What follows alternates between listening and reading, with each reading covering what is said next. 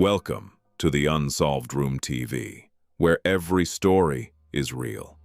Every mystery is unsolved, and every answer leads to more questions. If you dare to know the truth, you're in the right place. Let's begin. It was Christmas Eve. The children were excited. Gifts had been opened. Laughter filled the house. And then, in the middle of the night, the house caught fire. The parents escaped. 4 children escaped, but 5 children were never seen again. No bodies, no remains, no explanation. Just gone. This is the story of the Sodder children, and it is one of the most haunting mysteries in American history. George and Jennie Sodder were Italian immigrants living in Fayetteville, West Virginia. George had come to America from Sardinia, Italy in 1908. He built a trucking company from nothing. He and Jennie had 10 children together. By Christmas Eve, 1945, they were a happy and hard-working American family. That night, December 24th, 9 of their 10 children were home. One son, Joe, was away serving in the military. The younger children stayed up late, too excited about their Christmas gifts to sleep. Jennie told them they could stay up a little longer. Then she went to bed with the youngest child, Sylvia. Nobody knew that in just a few hours their lives would change forever. At around 1 in the morning, the phone rang. Jennie answered. A strange woman's voice laughed loudly on the other end, and then hung up. Jennie noticed something else. The lights in the house were still on. She went back to sleep. Then at around 1:30 in the morning, she heard a loud noise on the roof, like something had been thrown. She went back to sleep again. Then she smelled smoke. She rushed downstairs. The office was on fire. Flames were spreading fast.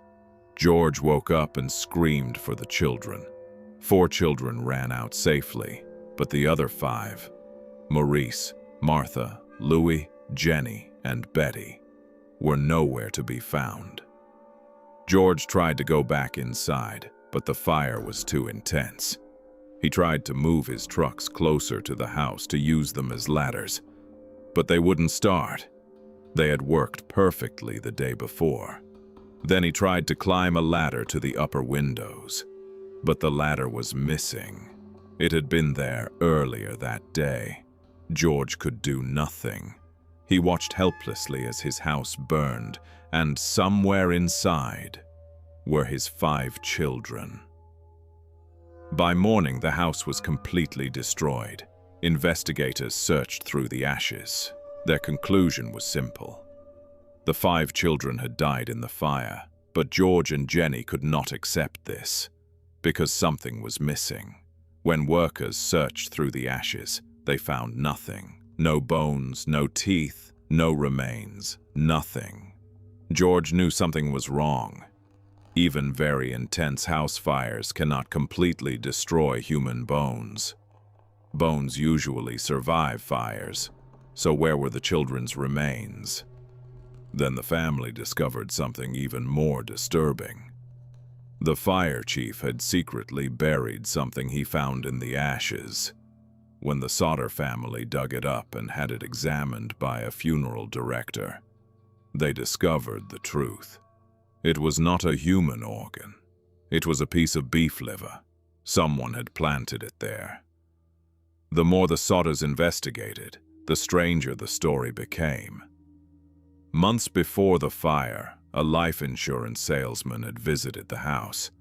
George refused to buy insurance. The salesman became angry and warned him, "Your house will go up in smoke, and your children will be destroyed." Weeks before the fire, a strange car had been parked near the house. The people inside watched the Sodder children as they walked home from school. And remember the strange phone call at 1 in the morning. The laughing woman was never identified. Then, there were George's trucks. They worked perfectly the day before the fire. But that night, they would not start. Later, mechanics discovered the engines had been tampered with, and the missing ladder. It was later found thrown into a nearby ditch. Then came the sightings. The morning after the fire, a woman claimed she saw the 5 Sodder children looking out of a passing car. Another woman said she served them breakfast at a hotel restaurant the next morning. George and Jennie never stopped searching for answers. In 1952, they built a large billboard near the road where their house once stood.